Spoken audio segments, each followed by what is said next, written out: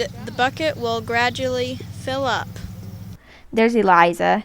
I had 3 cameras set up, and she went around to each one and waved and made faces at them to be on camera, so I made sure to get her in there.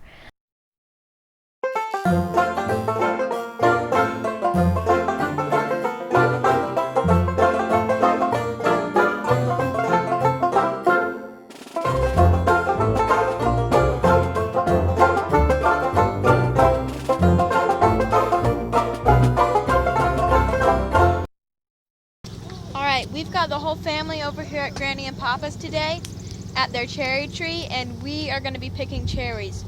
They picked a few days ago, but there's a lot more ripe now. They picked a few that were ripe, but today we are basically going to clean off the tree. There's tons.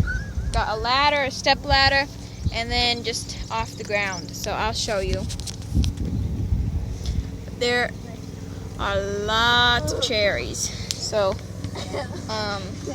I've got my bucket. I'm going to start. I already picked just a few, but so you can see, pretty good sized, nice and red, and they're pretty good. These aren't real sweet cherries, but we can them, and they're pretty good for baking and stuff. And we like to just eat them plain. So cherry cobbler. Just gotta pick them. Have you tried baby cobbler? But you can see all around there's lots and lots of cherries. So gotta pick them all. Look, Mama, look how much I have. And the bucket will gradually fill up. Alright, this is a few days after we had picked the cherries. You can see it's raining outside, so it's the perfect day to stay inside and process some cherries. They're all pitted. We actually have like twice as many as you see here back over at Papa and Granny's that Granny is still pitting. She pits all of them after we pick them and then sends them over to us to can. So Mama just heats them up in a big pot on low, and then she takes them over to the sink and starts filling up her jars. So she just spoons it in there. We're doing quart jars, and she just spoons it in there until it gets about to where she wants it, and I speed it up here in just a minute, and I'll let you enjoy some music while we're watching Mama fill up the jars.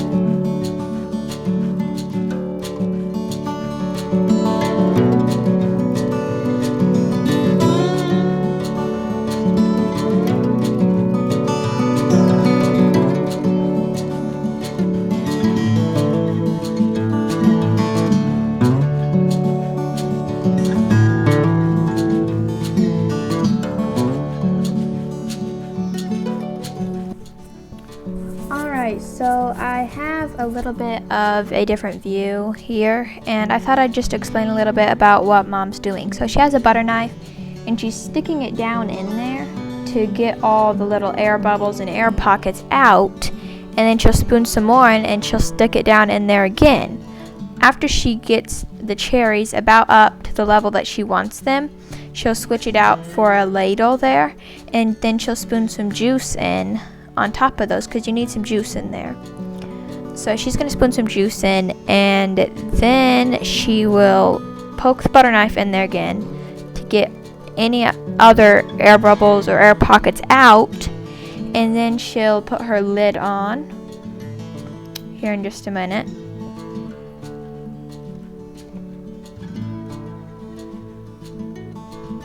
Well, first she'll wipe around the edge to get any juice off so that it will seal up correctly,